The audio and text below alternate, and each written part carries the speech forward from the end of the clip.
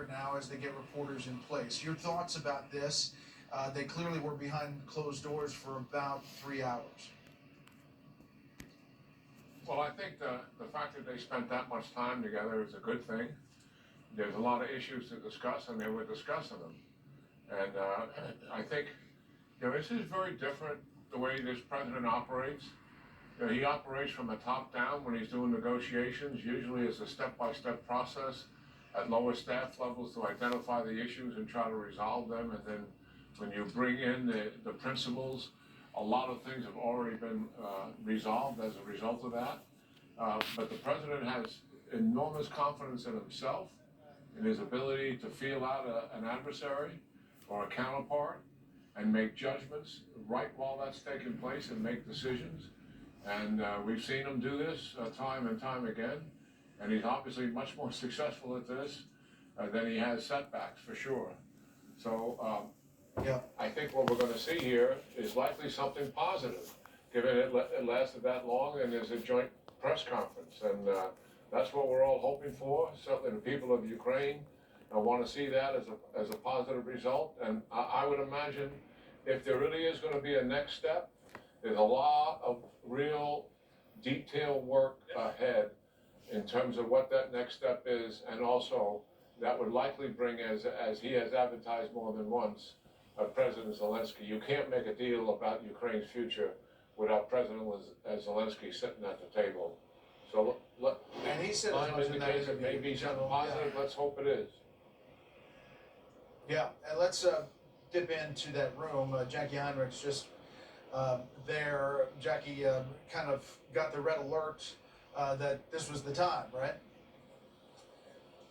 Yeah, Brett, we were moved as a press corps into these seats and told that this news conference could begin as soon as 10 minutes away.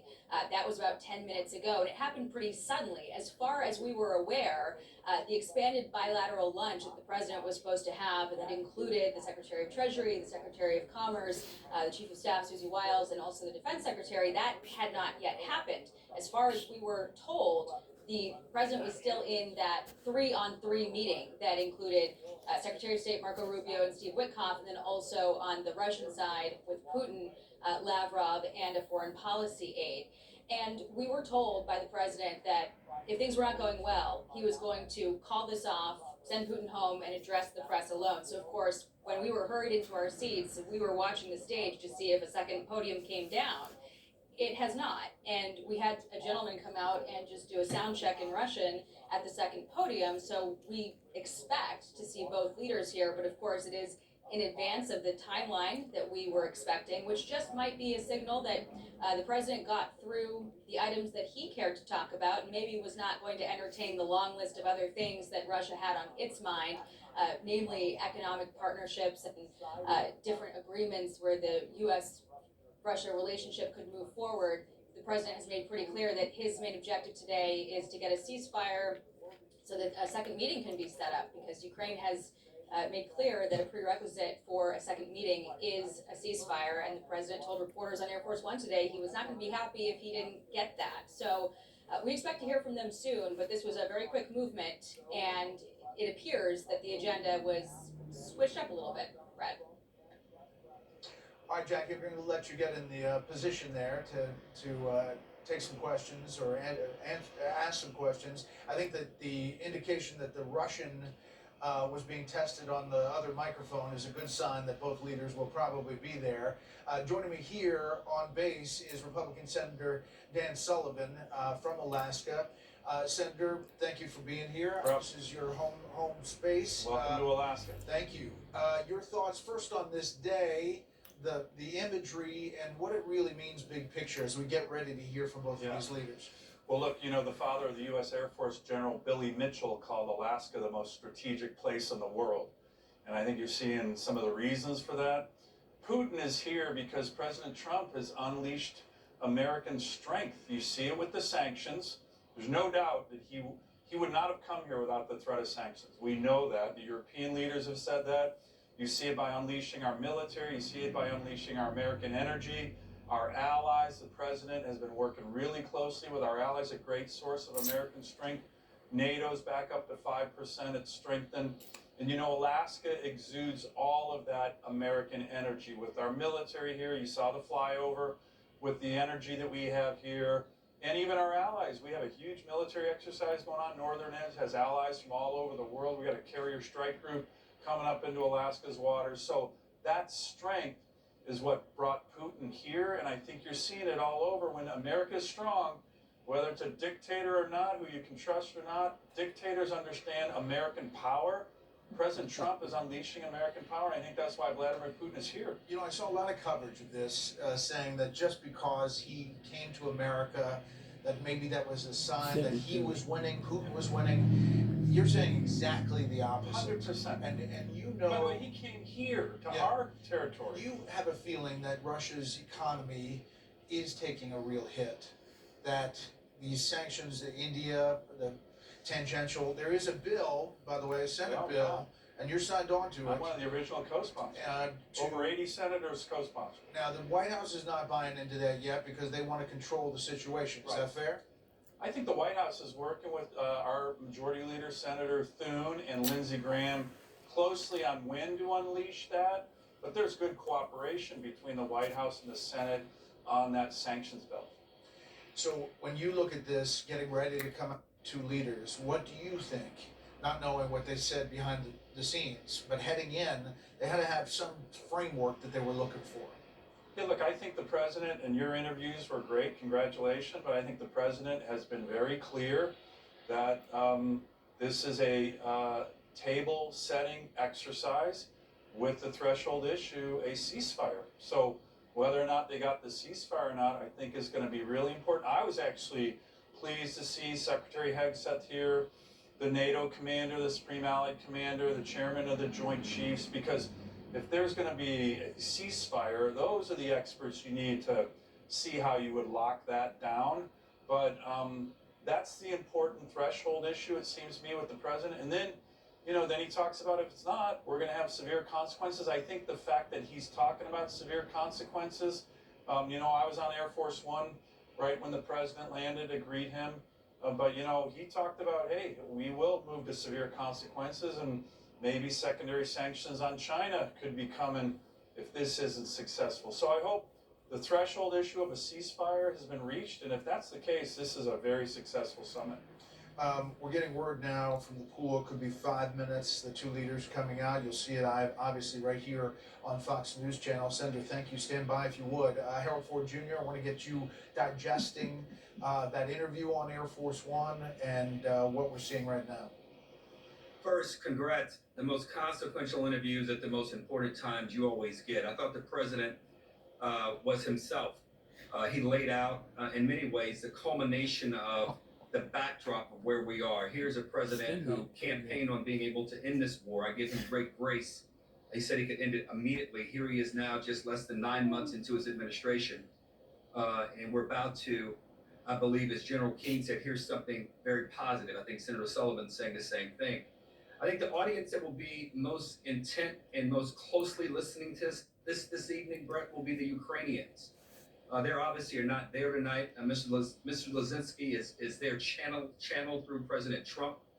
And you have to think something positive, something meaningful. It's unclear to me, it's going to be said tonight, it's unclear to me if President Trump has been able to mute or lessen the ambitions of President Putin, who, as we all know, seeks to reestablish and reassert the geographic footprint that the USSR, the Soviet Union had back in my 20s, even before I got to Congress. So I'm hopeful this evening, largely because of what you said a few minutes ago. You have a young man up there practicing in Russia on one of those microphones. So hopefully this is something this evening that the Ukrainians accept and welcome, and the world embraces in a mighty way. Yeah, I don't think anybody in the delegation from the U.S. is practicing the Russian, so I think that might be a sign. And they also still have two podiums up there. Trey Gowdy, your thoughts on this day, the interview, the moment?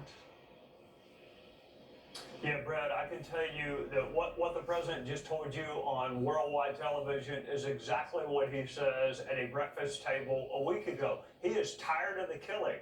That is a genuine, deeply held conviction that he has. He thinks war is awful. It is sometimes necessary But the body count, he never fails to mention the carnage of this war. So I think there's no chance there's not a ceasefire coming out of this, or at a minimum an agreement for a second meeting, or you wouldn't see two podiums, because Donald Trump doesn't want to talk about land swaps. He didn't want to talk about the 20,000 children that the Russians took. He wants a ceasefire first, and if that condition precedent's not met, then I can tell you India, Brazil, and China better be on the lookout, because secondary sanctions are coming. Okay, we're just getting Russian wires saying that the Russians are characterizing the meetings as going, quote, very well. So we will hear from the leaders themselves. General Keane, we are not hearing, as mentioned, from the Ukrainian leader, Volodymyr Zelensky. I did go to the front lines to interview President Zelensky about the war as he was trying to get Congress to stay engaged. He was also sending a message to Putin. In that interview, here's just a piece of it. Trump, he said that I want to be in the middle, otherwise I will not put these guys at the table. And is he right? I want to be very honest, I want really him to be more at our side. I will explain why. Because it's not just that the war began somewhere between our countries. The war began when Russia brought this war to our country, and they're not right. I've actually interviewed President Zelensky a number of times. That was after his contentious Oval Office meeting with President Trump and Vice President Vance, about a year later, but we were on the front lines before that. General Keane, as the Ukrainians watch this moment and the two podiums, what do you think is going through their minds? Yeah, they're probably saying a lot of prayers, frankly. When it comes to President Zelensky, he's always wanted to meet with Putin, and Putin's never wanted to meet with him. And I believe, in the early stages of this so-called summit, there was some thought that the three leaders would meet together. But Putin did not want Zelensky participating in the initial meeting. Trump did not insist on it, because he still felt an in-person meeting with him and Putin, following on to the several phone calls they had, would be an important ingredient, and there was value in it. And it certainly wasn't worth losing everything over that. And he certainly deferred all the substance of what would entail security guarantees and the steps toward an end of war agreement, which is very complicated given all the issues, that Zelensky would have to be front and center with Putin for all of that. So that is likely something that has been worked out at this meeting, if we're actually going to go to other meetings with Putin. And I'm making an assumption here that I don't know for a fact, that Putin has certainly agreed to that, and hopefully that is the case. But the president has been very clear from the beginning, I am not negotiating on behalf of Ukraine. They have to do that for themselves. And that is exactly the right statement to make to Putin as well. So yeah, that's where we should be with President Zelensky, and he'll get into this if there's really some positive outcome here. Yeah, and one of the things the president told me on Air Force One was part of the complication. Remember, in the campaign, he said, listen, I think I can solve this in 24 hours. And I confronted him about that in the interview. He said it's complex, and he thought this was going to be fairly easy as far as the list of things and wars that he has helped bring an end to or a peace to. But he said the two leaders really hate each other, and that is physical. And back to the front lines, when I interviewed Volodymyr Zelensky, he talked about that, and maybe that there should be regime change in Russia. Take a listen. When you think about Putin, you say you want to defeat him militarily. Do you think there's ever any chance of a regime change in Russia based on people there? I think, and it will be so, I think so that it's not only militarily him. When you push, his positions are weak. When you push on the battlefield, you will lose a lot of people and a lot of time, much time, in the long war. That's why it's more smart, of course, to decide this question diplomatically. President Zelensky there. Senator Sullivan, there has been some thought on Capitol Hill that, you know, maybe he's not the right guy, Zelensky. Maybe there's corruption. We've got to stop funding. But Congress had continued to fund. Yes.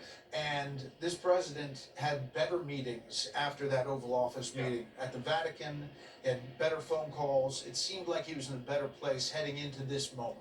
I think he was in a much better place. And look, Brett, I think the president and his team need to be commended. As you know, high-level summits like this are risky for an administration. And as the president said, this isn't his war, but he's taken risks for peace. And I think what was really impressive so far today is they came in with a good game plan. He laid it out in your interview, but they came in here showing strength, showing this great state of mind, Alaska, but the threat of sanctions was really the strength, our economy, our military, our American energy, which, by the way, the Russians really fear unleashing American energy in Alaska and across the country.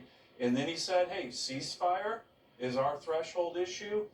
Hopefully Putin is serious about that. They're going to evaluate that. And then the next steps would be bringing in Zelensky, bringing in our European allies on the complicated elements of a peace agreement where the president said, hey, we're not going to lead the negotiations, but we will lead in bringing people together. That's global leadership. That is very impressive.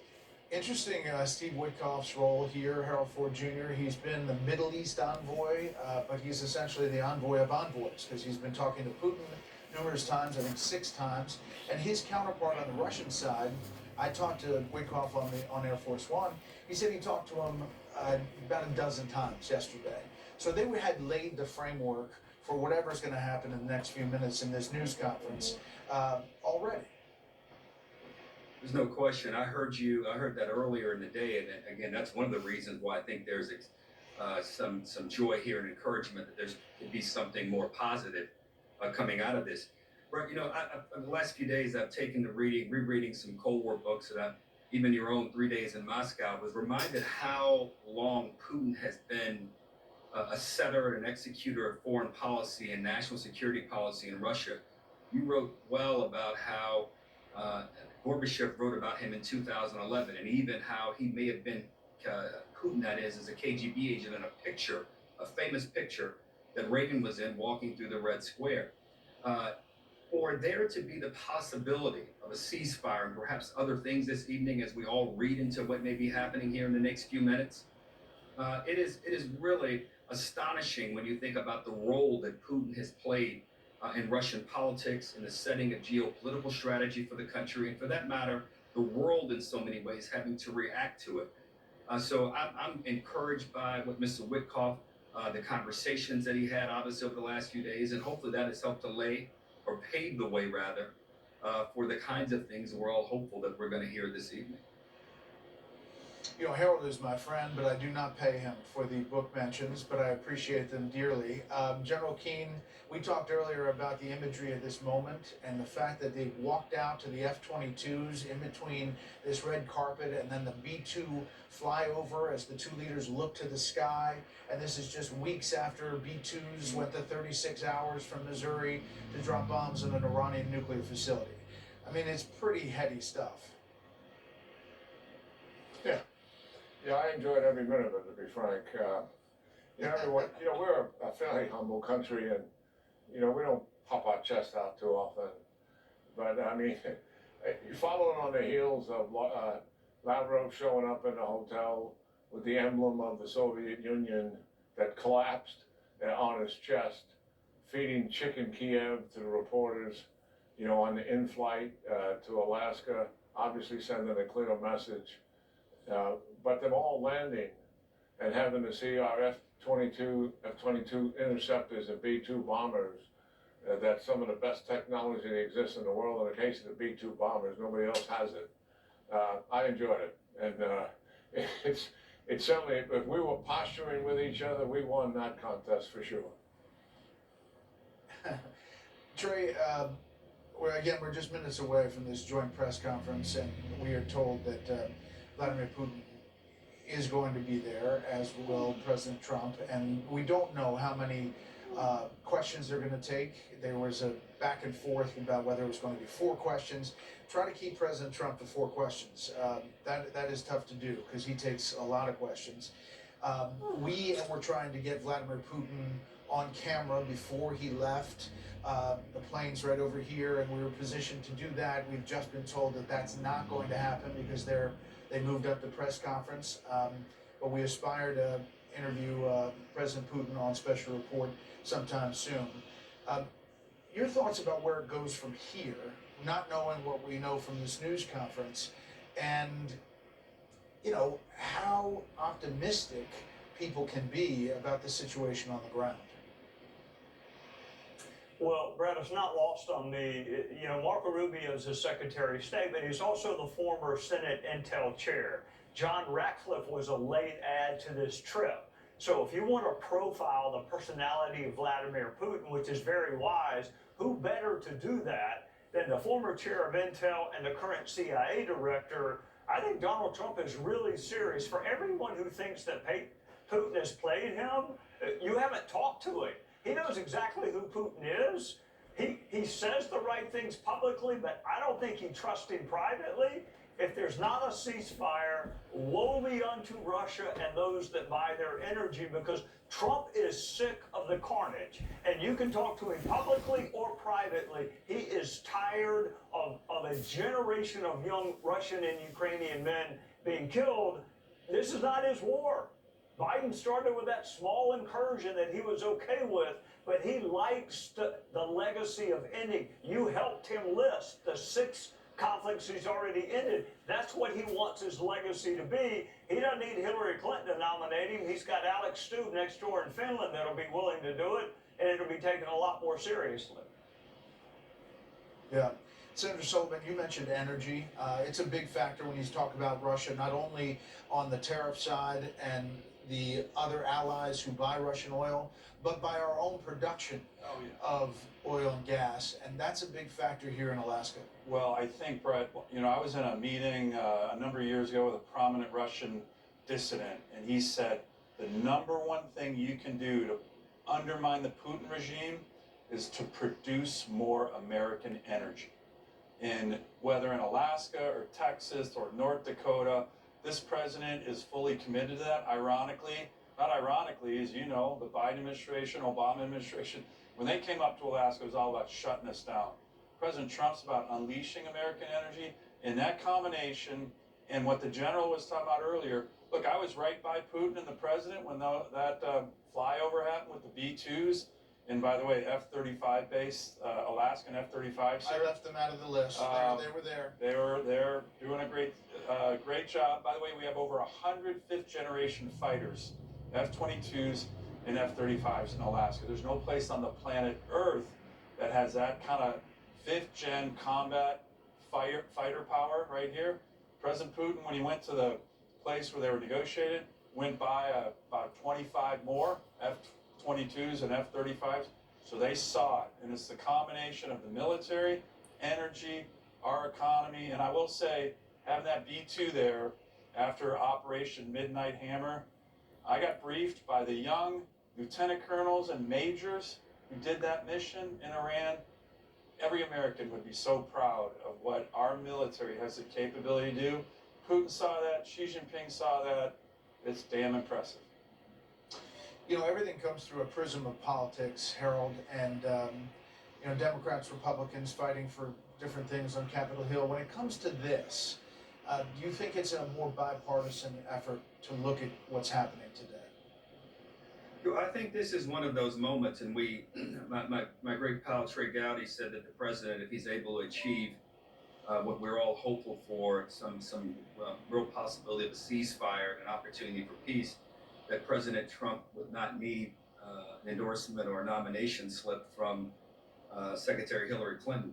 I think even her saying what she said is an indication, Brett, that this is something that every American, and certainly we have to talk about partisanship and bipartisanship in D.C., where you would find any member of Congress or member of the Senate, Democrat or Republican, who would not be supportive, as Senator Sullivan has eloquently said, into this effort and this war in Ukraine and Russia.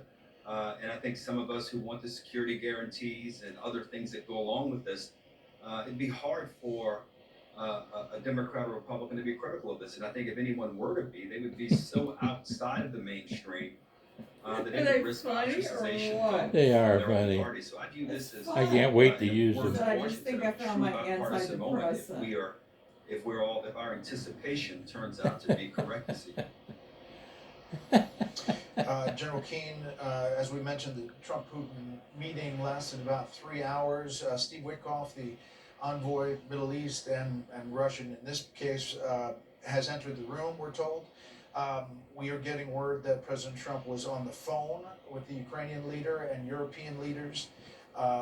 And he had said he wanted to call Zelensky right after this meeting was done and talk to Europe as well. We expect this joint news conference to happen in just a matter of moments. Minutes, we'll see what exactly that looks like. General Keane, the tough part, the devil will be in the details. If you get to this second meeting, as we expect it's going to be announced here, it really will be. You know, who's giving up what? We talk a lot about what Ukraine's giving up, but what is Putin giving up in the fact that he invaded another sovereign country? Yeah, certainly. Well, if he accepts the ceasefire, obviously the offensive that he is currently conducting is going to stop. The air bombing that he's doing to break the will of the Ukrainian people in supporting their government is going to stop. And it's going to put on hold what his strategic goal is. It's not going to stop his strategic goal. I'm careful about my words here. And Putin is dead set on taking control of Ukraine and using it from that platform to expand into Eastern Europe. A ceasefire and even an agreement to end the war, I don't believe will change Putin's goals. It will just delay it. And that's how pathological and diabolical he really is. But that is all a good thing, because the other thing that he will lose in this is Ukraine will have to have some security guarantees that the ceasefire is going to hold, and if it doesn't hold, what are the consequences for Russia if they violate the ceasefire, given they violated the Minsk 1 and 2 agreements and ceasefires, and every single ceasefire that he agreed to in Syria, he broke. And so that is the pattern, and there's no reason for us to conclude that pattern will not continue. It likely will continue. So the details here, Brett, are very critical. What are the guarantees for Ukraine if there is a ceasefire for Putin to be deterred from violating that ceasefire?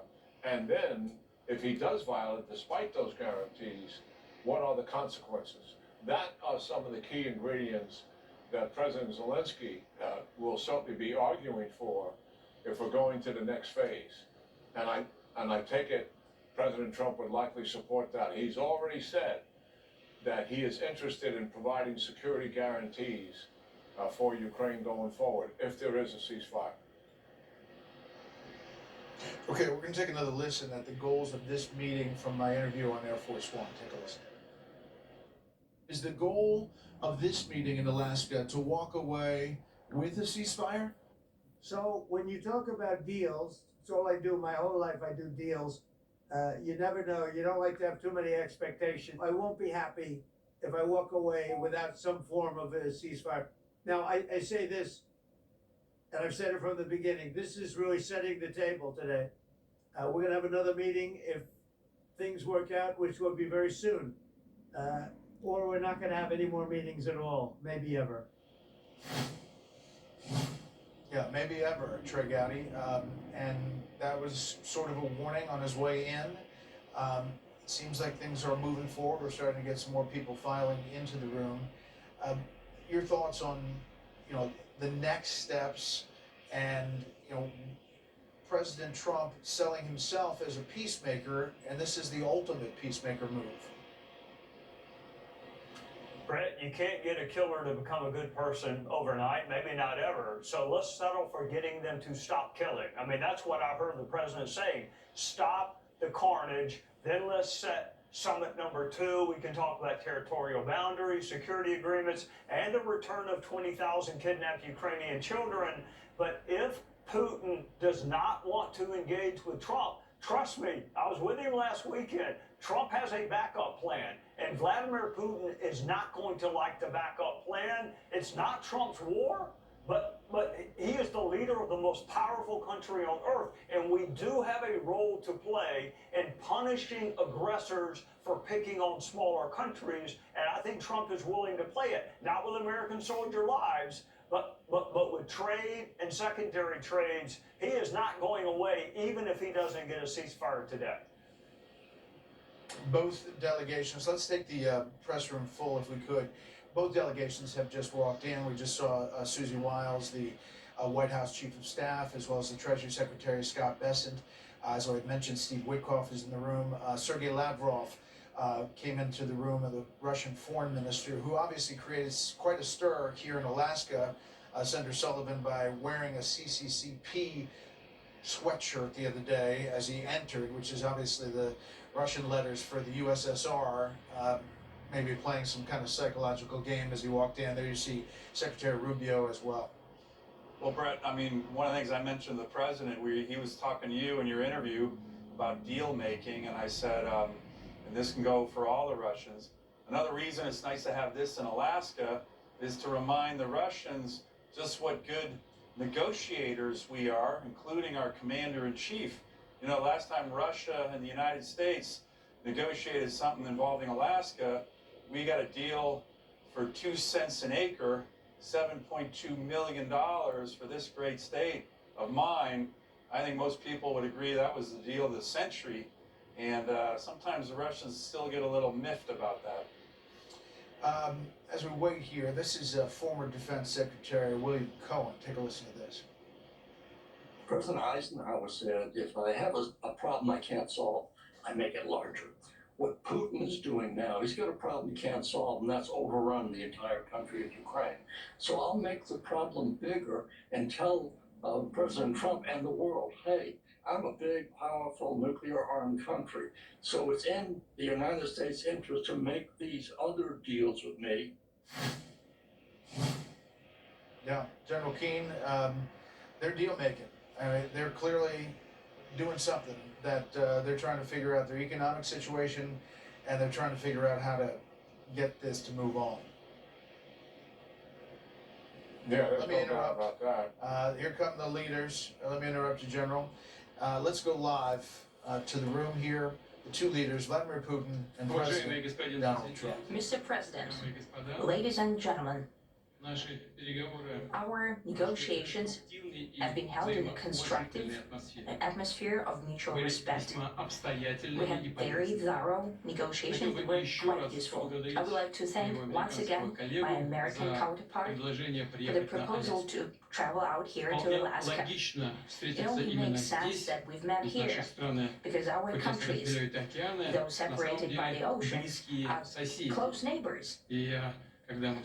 So when we've met, when I came out of the plane and I've said, good afternoon, dear neighbor, very good to see you, in good health, and to see you alive. I think that is very neighborly. And I think that's some kind words that we can say to each other. We're separated by the Strait of Bering, though there are 2 islands only between the Russian island and the US island. They're only 4 kilometers apart. We're close neighbors, and it's a fact. It's also important that Alaska has to do with our common heritage, common history between Russia and the US, and many positive events have to do with that territory. Still, there is tremendous cultural heritage back from the Russian America. For example, Orthodox churches and a lot of, more than 700 geographical names of Russian origin. During the Second World War, it was here in Alaska that was the origin of the legendary air bridge for the supply of military aircraft and other equipment under the Lend-Lease program. It was a dangerous and treacherous route over the vast emptiness of ice. However, the pilots of both countries did everything to bring closer the victory. They risked their lives and they gave it all for the common victory. I was just in the city of Magadan in Russia. There is a memorial there dedicated to the Russian and the US pilots. And there are two flags, the US flag and the Russian flag. And I know that here as well, there is such a memorial. There is a military burial place several kilometers away from here. The Soviet pilots that buried there who died during that dangerous mission. We're thankful to the citizens and the government of the US for carefully taking care of their memory. I think that's very worthy and noble. We'll always remember other historical examples when our countries defeated common enemies together in the spirit of battle camaraderie and allyship that supported each other and facilitated each other. I'm sure that this heritage will help us rebuild and foster mutually beneficial and equal ties at this new stage, even during the hardest conditions. It is known that there have been no summits between Russia and the US for 4 years, and that's a long time. This time was very hard for bilateral relations, and let's be frank, they've fallen to the lowest point since the Cold War. I think that's not benefiting our countries and the world as a whole. It is apparent that sooner or later, we had to amend the situation to move on from the confrontation to dialogue. And in this case, a personal meeting between the heads of state has been long overdue. Naturally, under the condition of serious and painstaking work, and this work has been done in general. Me and President Trump had very good direct contact. We've spoken multiple times. We spoke frankly on the phone. And special envoy of the president, Mr. Witkoff, traveled out to Russia several times. Our advisors and heads of foreign ministries kept in touch all the time. And you know fully well that one of the central issues was the situation around Ukraine. We see the strive of the administration and President Trump personally to help facilitate the resolution of the Ukrainian conflict. And his strive to get to the crux of the matter, to understand this history, is precious. As I've said, the situation in Ukraine has to do with fundamental threats to our security. Moreover, we've always considered the Ukrainian nation, and I've said it multiple times, a brotherly nation, however strange it may sound in these conditions. We have the same roots, and everything that's happening is a tragedy for us and terrible wound. Therefore, the country is sincerely interested in putting an end to it. At the same time, we're convinced that in order to make the settlement lasting and long-term, we need to eliminate all the primary roots, the primary causes of that conflict. And we've said it multiple times, to consider all legitimate concerns of Russia and to reinstate a just balance of security in Europe and in the world on the whole. And I agree with President Trump, as he has said today, that naturally the security of Ukraine should be ensured as well. Naturally, we are prepared to work on that. I would like to hope that the agreement that we've reached together will help us bring closer that goal and will pave the path towards peace in Ukraine. We expect that Kiev and European capitals will perceive that constructively and that they won't throw a wrench in the works. They will not make any attempts to use some backroom dealings to conduct provocations to torpedo the nascent progress. Incidentally, when the new administration came to power, bilateral trade started to grow. It's still very symbolic. Still, we have a growth of 20%. As I've said, we have a lot of dimensions for joint work. It is clear that the US and Russian investment and business cooperation has tremendous potential. Russia and the US can offer each other so much in trade, digital, high-tech, and in space exploration. We see that Arctic cooperation is also very possible, and our international context, for example, between the Far East of Russia and the West Coast of the US. Overall, it's very important for our countries to turn the page, to go back to cooperation. It is symbolic that not far away from here, at the border between Russia and the US, there is a so-called international date line I think you can step over literally from yesterday into tomorrow. And I hope that we'll succeed in that in political sphere. I would like to thank President Trump for our joint work, for the well-wishing and trustworthy tone of our conversation. It's important that both sides are result-oriented, and we see that the President of the US has a very clear idea of what he would like to achieve. He sincerely cares about the prosperity of his nation. Still, he understands that Russia has its own national interests, and expect that today's agreements will be the starting point, not only for the solution of the Ukrainian issue, but also will help us bring back business-like and pragmatic relations between Russia and the US. And in the end, I would like to add one more thing.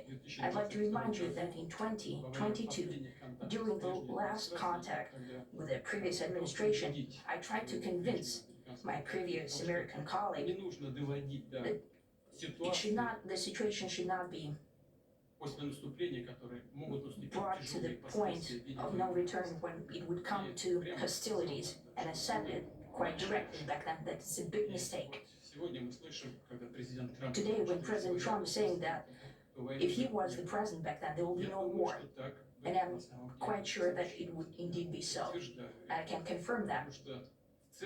I think that overall, me and President Trump have built a very good business-like and trustworthy contact.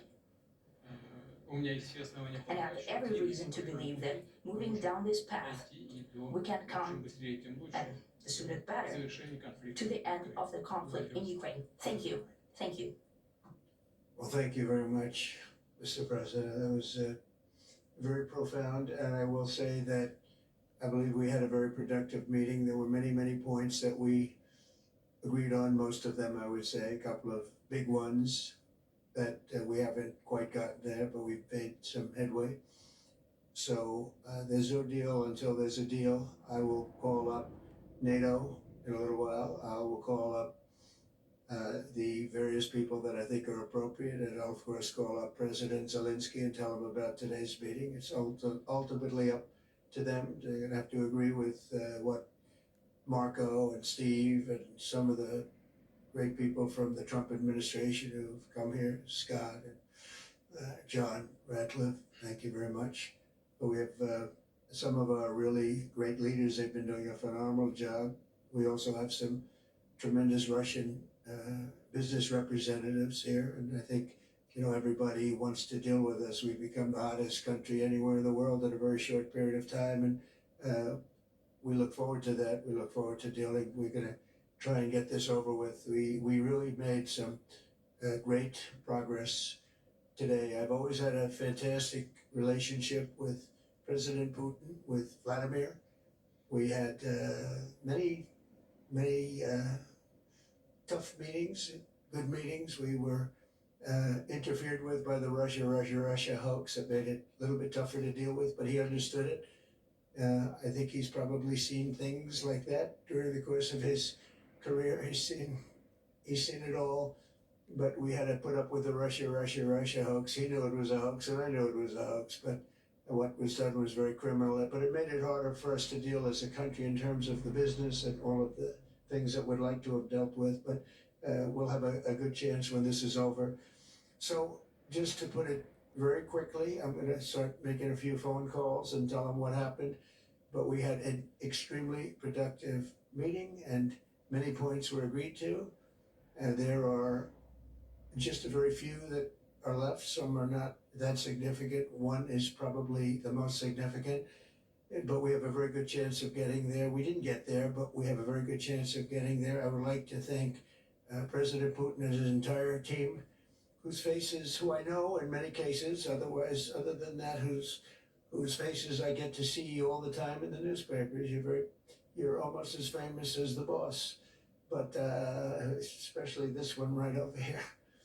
But we had some good meetings over the years, right? Good productive meetings over the years, and we hope to have that in the future. But let's do the most productive one right now. We're going to stop really 5, 6, 7,000, thousands of people a week from being killed, and President Putin wants to see that as much as I do. So again, Mr. President, I'd like to thank you very much, and we'll speak to you very soon and probably see you again very soon. Thank you very much, Vladimir. Next time in Moscow. Oh, that's an interesting one. I don't know, I'll get a little heat on that one, but I can see it possibly happening. Thank you very much, Vladimir. And thank you all. Thank you. Thank you. Thank you so much.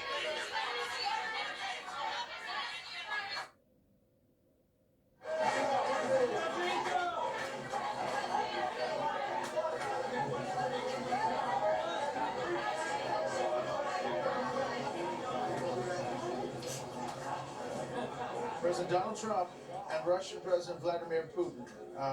The Russian president saying he and President Trump have reached a, quote, understanding on Ukraine and had a warning for European leaders not to torpedo the nascent progress. President Trump called the meeting excellent, said there would be more things to come.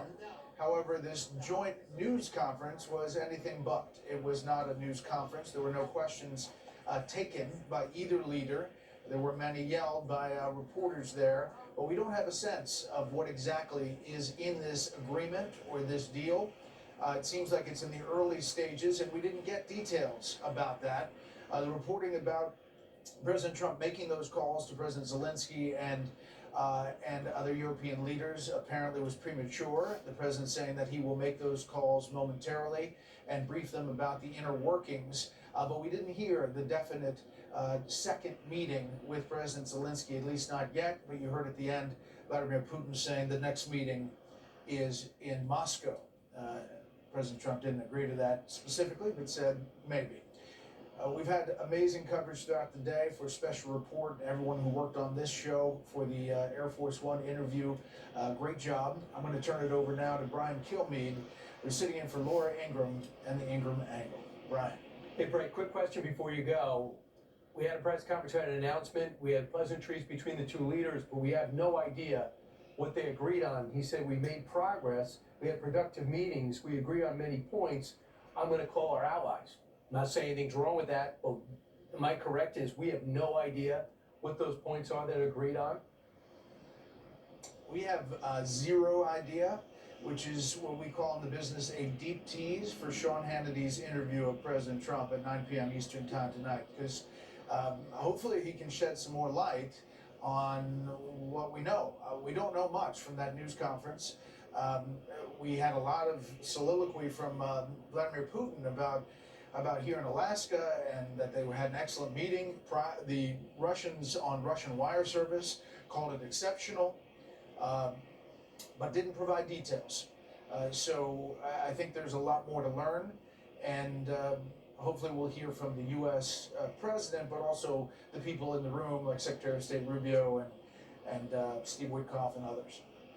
Brett, is it safe to say, since he didn't come out and say this is a ceasefire, a cessation of violence, that that is something we didn't get all the way there? If I'm to look to what he meant by that, all the way there would have been a ceasefire?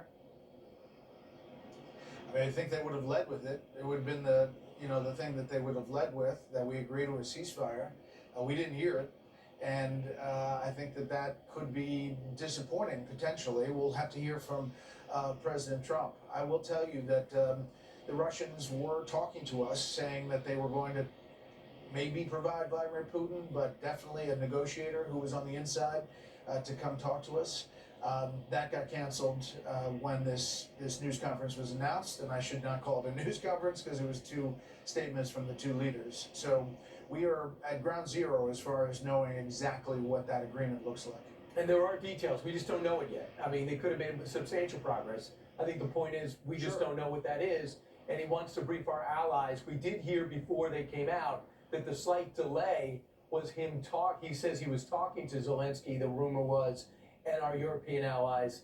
It seems to be by his comments now, he hasn't talked to them yet. Exactly, and that's perhaps where this is. It's not the cart before the horse, and he wants to brief Zelensky and European leaders before it comes out. But I would stay tuned closely, because I think we're going to learn a lot in a short amount of time about what's behind this agreement that they spent 3+ hours talking about in a private room. Right, and we don't know if they blew off lunch or not, but it was a long initial meeting. Brett Baer, thanks so much, great job.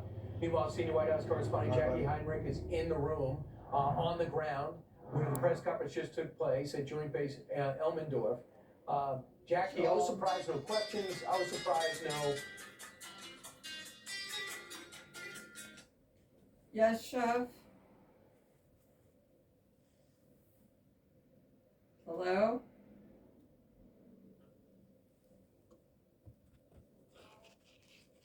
Bad connection.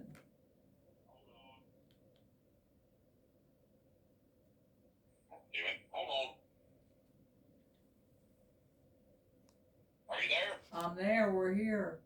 Alright, I had it on Bluetooth. Been listening to music. So. Okay. And it's going right now, but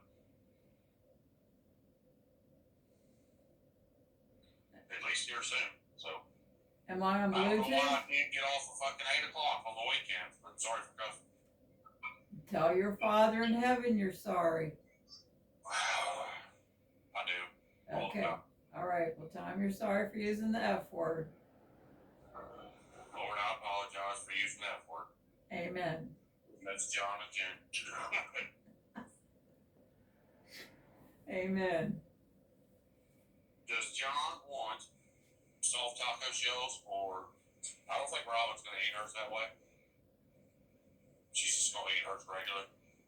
I'll take whatever you got. Chicken. I'm gonna take the shredded chicken and put it in with the stir fry and put some white queso in with it. Just kind of mix it up that way. Does he want some soft taco shells to go with it, or you just want to leave it that way? Sounds like a good soft taco shell. Okay. How many soft taco shells you want? Just 2. 2 of them? Alright. That's about what I thought. Okay. Let's see here. You want, do we have enough sour cream? I don't know if we got enough sour cream or not. You want butter and sour cream on your... Either one or both. Okay. Well, I know we got butter, but I don't know if we got any sour cream. I didn't think about that, but okay. Thank you. Alright then. I'll Thank you. Woohoo! You're welcome. I don't know, it'll be done 7:30, 7:45, something like that. Sounds great. Alright then, I'll see you in a little while. Thanks, Chef Joel. Love y'all. See you. I love you too. Turn me back up. I wonder why you're gaining weight. Yeah, right. In the room, how it felt. What happened to it? I don't know. In the room, how it felt, what we're wondering about, what we need to know to put the pieces together and fully understand what we all just witnessed. Yeah, I guess you have great sources, and so does a lot of people will try to put this thing together. The other thing is, it's really not between the U.S. and Russia, as you know, Jackie. It's between the U.S., it's between Ukraine and Russia. We're almost listening to say, is there a chance, is there a path to a ceasefire? And if not, the president's going to make evaluation from there, because he said serious sanctions come in after, and the arms are going to continue to flow. And so therefore, if Vladimir Putin thinks he's steamrolled or thinks he's got a victory, if a victory is us with more sanctions and more arms, that doesn't look like a victory to me. No, it certainly would not be. And the president has noted rightfully that the tariffs that he threatened on secondary sanctions on big purchasers of Russian oil like India and China that really drove Putin to the negotiating table, that would drive Russia's economy from bad to worse. And the picture really inside of Russia is very bad. They are having to give sign-up bonuses to join the military that are larger than the average salary for across the country. They're running out of people. They're running out of cash. No one will buy their debt. There are any number of data points that you could reference here. And so certainly the president holds all the cards. But there were some things that Putin said that are always cause for concern. When he references things like root causes, I know. It's always a reference back to his ultimate goal of taking all of Ukraine. And so we'll see, though, of course. We got more out of Putin than we did from President Trump. And I expect that we'll get the full picture when he talks to Sean Hannity. Very, very grateful that he is going to be giving the full readout here soon. Jackie, you're about to get a flow of information, so I'm going to let you gather that. So I appreciate it. Meanwhile, former Secretary of State Mike Pompeo joins us now. Last time they met, he was there. Mr. Secretary, your thoughts about how little we know at this point? Yeah, Brian, that was different, for sure. Different than most of the pressers that President Trump has, where he's usually very straightforward and very forward-leaning and sharing all the things that he can. Clearly, he felt in this instance, to deliver on behalf of America, the best thing to do was to be quiet. I don't think we should overread that. I would also urge everyone watching, I'm sure the Russians are already out with a series of statements. They'll come out with more. Pay little attention to what they actually say. What we ought to all focus on is what they do in the coming hours. Will there be missiles flying tonight in Ukraine? Will the Russians continue their advance? What will the Ukrainians do on the ground? I'm sure President Zelensky will get the briefing from President Trump on what actually took place. But will we see a de facto ceasefire, at least for a little while they try to, I want to make sure I get President Trump's words right, to try and iron out some of the things that still remain to be figured out. But I agree, pretty non-transparent, much that we don't know. Right. That does suggest there are significant roadblocks along the way that remain. Mr. Secretary, I didn't go to KGP school. I couldn't get in. It was probably the Russian language that stopped me. But it looks as though they've been listening to the president. If in 2022 I met with President Biden, he essentially said, and I said it doesn't have to come to a war. We don't need these hostilities. But he didn't seem to care, so we had a war. So blame President Biden for that. And he also went on to say there wouldn't have been a war if President Trump had been president. That's exactly what President Trump feels. Also, they went out of their way, even before the summit, to establish in the past how America worked together in World War II, putting roses on your monument, symbolizing U.S.'s role in defeating Nazi Germany. He also went out of his way to talk about this has been the lowest point of the Cold War, but we have so much in common. Look, we're neighbors. You want to read into that a little bit? Only this, Brian.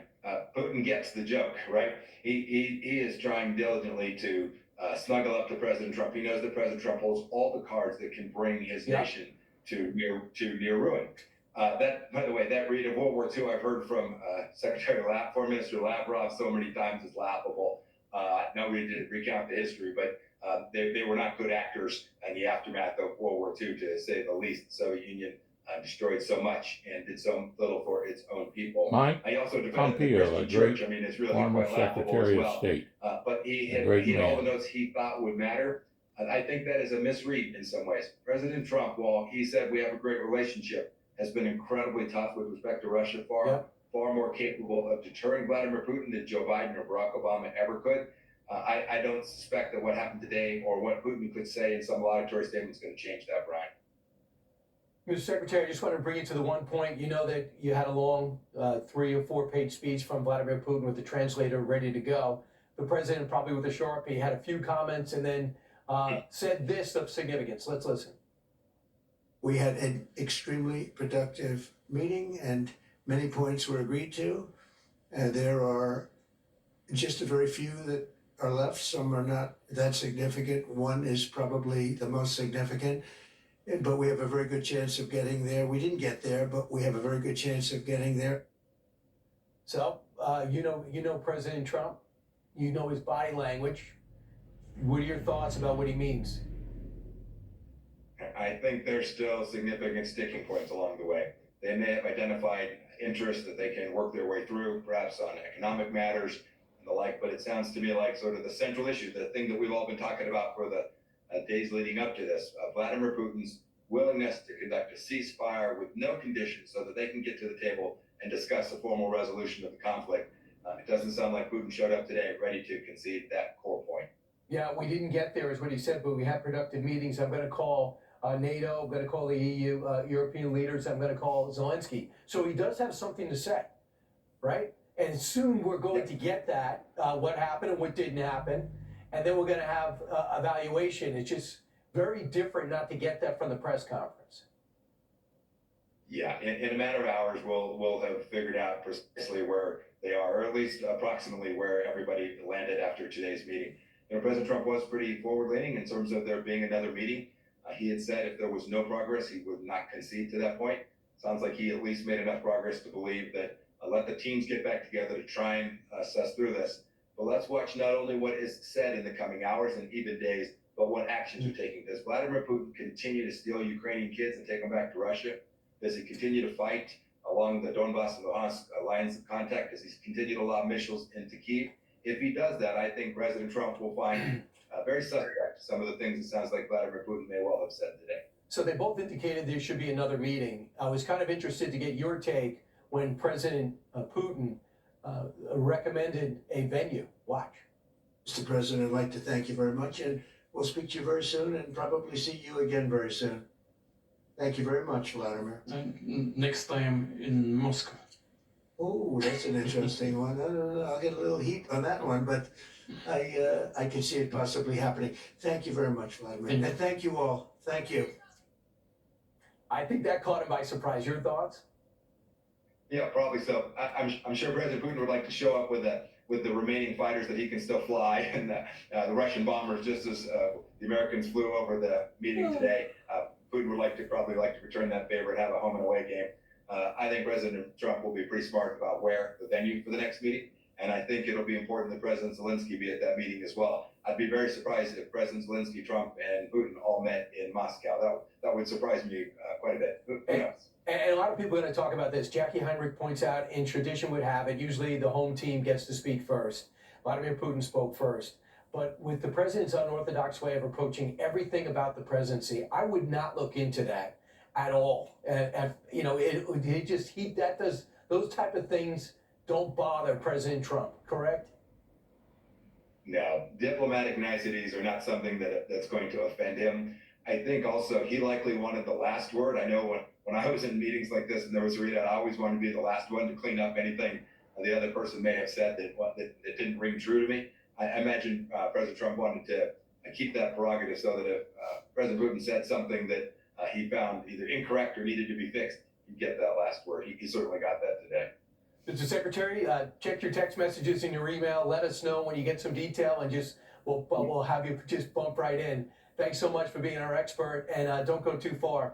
Meanwhile, 22 minutes after the hour, let's bring in Fox News contributor Kellyanne Conway, Jason Chaffetz, as well as Fox and Friends weekend co-host Charlie Hurd. Kellyanne, I'll talk to you. Your sense about the fact that we did really not get any details from that press conference. Why? Look, I think anybody who's confused about how this went down is still wondering what happened at the end of that final Sopranos episode. This is exactly what President Trump said was going to happen. He said it's not his deal to make.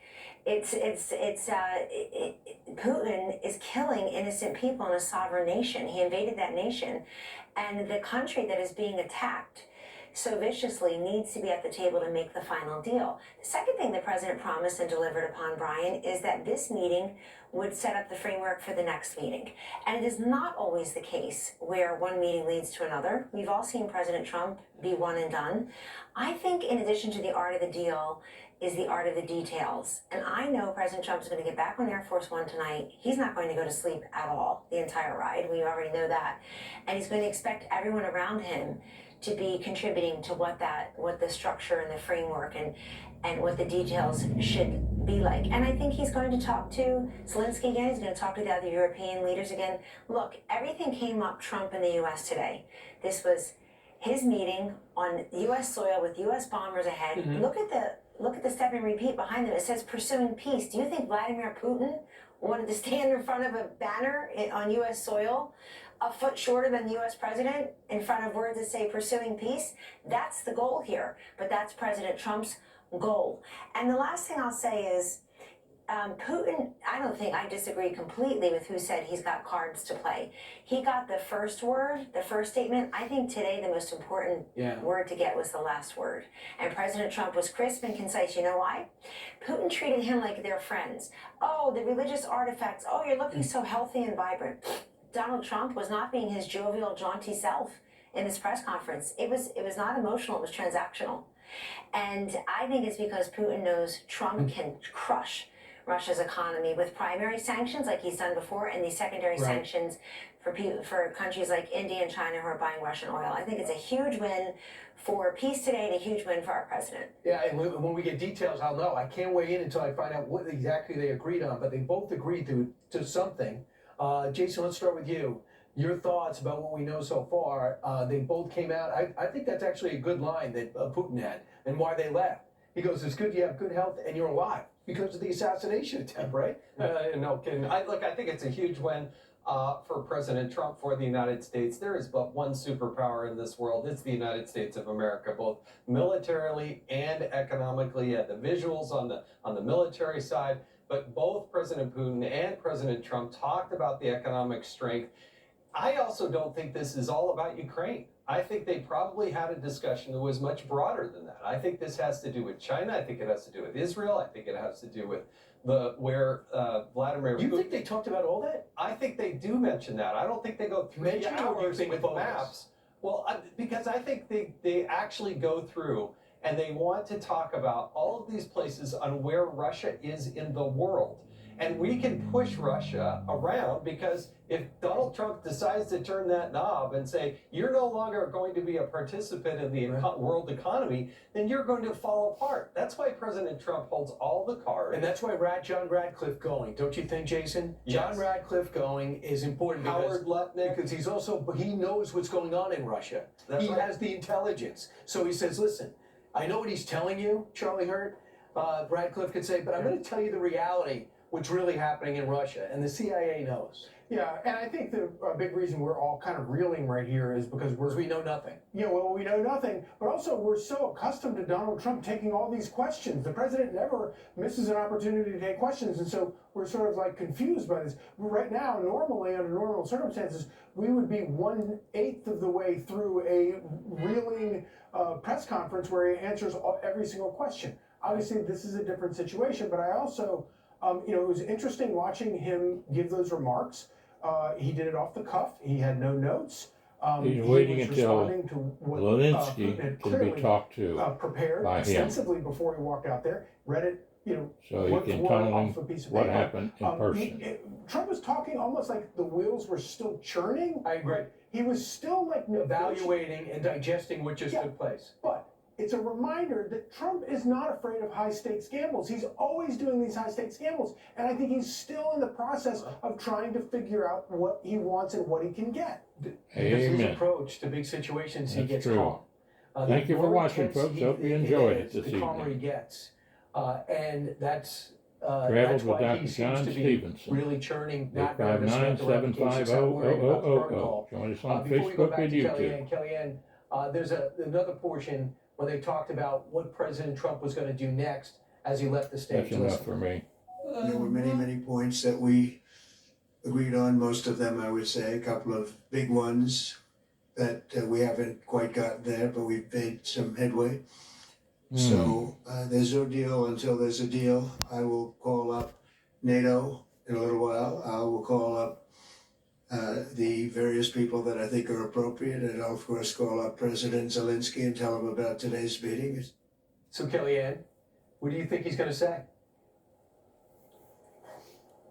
Well, first of all, what a difference 6 months makes. I was at the Munich Security Conference in February. I sat with the U.S. delegation when our Vice President J.D. Vance gave that unbelievable, stirring speech, and at the collective pearl clutching by all the NATO members and all the European leaders. Oh my God, what is he saying? What is he doing? It's so rude. And by the way, Ukraine, must be at the table. Excuse me, Europe must be involved. It's President Trump who made sure he called the European leaders, but he reminds them, you guys are in for about 100 billion. U.S. is in for about 350 billion. Last time we all looked at a map, Ukraine is in Europe. So you need President Trump. And I think what he's going to do is call them and keep them apprised of what's happening. And he's got this good, I think the thing that we're all missing here is the arc of the spectrum of the last 8 years. We've gone from President Trump being Russia collusion, Russian asset, to him literally being the guy to help Russia and Ukraine perhaps broker this peace. Last thing, I'd be very curious to know, we don't know what President Trump thinks of Vladimir Putin. He hadn't seen him in 7 years. Nobody reads a room and reads people like Donald J. Trump. Be very curious, maybe we'll never know what he thinks of Vladimir Putin. If he looked at him today and thought, this guy's lost a step, he's a little weak. Remember what he said after Assad finally left Syria in disgrace? President Trump's comment was, that's because Vladimir Putin took his eye off the ball in Syria. He's so distracted with this ridiculous war in Ukraine. So he senses weakness there. Look, people thought this Russia-Ukraine, quote, war would be over in 3.5 days, 3.5 weeks, maybe 3.5 months if Ukraine got a little lucky. Guess what? We're 3.5 years plus into it, and Putin has lost all these people as well. Jackie Heinrich said they're kind of paying people to, or somebody said they're paying people to be in the forces now. So he may have detected some weakness there. Yeah, you got a meal? can we stand by, just real quick, I just Let talked me to a ask you general this. in charge When you of the bring Ukraine that over, do operation you from the think we could American slip it in the perspective. refrigerator? And he said that President Trump does have all the cards. Let's He have said that I he could can have it demand tomorrow. a ceasefire. Things Huh? are bad I can in have it Russia. tomorrow. And he also says, look, when We'll just have Russians to come back negotiate, later they try and to I'd get like to eat details some. of things that they want and go out of their way to be vague I'll on take a things bite of that it. you want. So we'll see. I just don't how want to this all stuff comes myself out and what the anymore. I got details my are. blood sugar Because if now. the president feels if Thank he's being goodness. tapped along, Starting he's to go gonna have down just a response. little And it's bit. It probably was gonna be up to about sanctions, and it's gonna be more 240. arms. Now it's When we down come to back, what do new 193. polls say So Republicans think about the war in Ukraine? if I eat that more of food, the it'll panel go. and more of the coverage of the historic Trump-Putin summit. We're still efforting to find out what exactly was agreed on Not and what me. wasn't. Don't move. That dessert I had when we had was enough. Here on the internet, you can pretend I really to be enjoyed anything, it though. I have to say like that. a medical professional. But I have to Forced say through also, I'm electricity. really Don't thrilled. trust the unfiltered I'm internet. thrilled the way this went. I think I'm okay the way it went because I think he did the right thing by keeping his mouth shut on what did and didn't happen until he talks to Lewinsky over there Yeah. and tells him exactly what occurred that didn't occur. You know, Makes sense. I need to put a little of that medicine. I got an itch right here in the middle of the arm. Well, you know, the medicine's right there on the dresser. Oh, it's on the dresser? The I stuff put that it you- on from the tub, that big bottle you had back in there in the tub, out of the shower. Last time was what I did, just took a The little bit of pump? that and put it on there. The pump one? Yeah, Hmm. well, it seemed to stop it Okay, well, you from know, itching. we'll do it. But if there's one over there by the dresser where I'm, That's the big tub of stuff that he had given you. over by the dresser? Sitting on the dresser. It's a big Oh, tub. on this dresser? Yeah. Oh, okay, no, I didn't see that. It's oily though. It's pretty greasy. You don't put a lot on. No, I just, I think all I need to do is put a little one, this was itching the other night and I put some of that on it there in the bathtub and, Well, do that. If there's any of that left, do that. It's easier because it's already a pump and you don't have to take the lid off. And you don't Well, have to true. do this. I would do that. yeah, I But you will. can do that yourself. You're a big boy. Yeah, I know, I just always tell you what's going on. I don't need to know everything. You don't know. Surprise me if you don't. No, I don't want to know everything. Well, let me shut this one off too.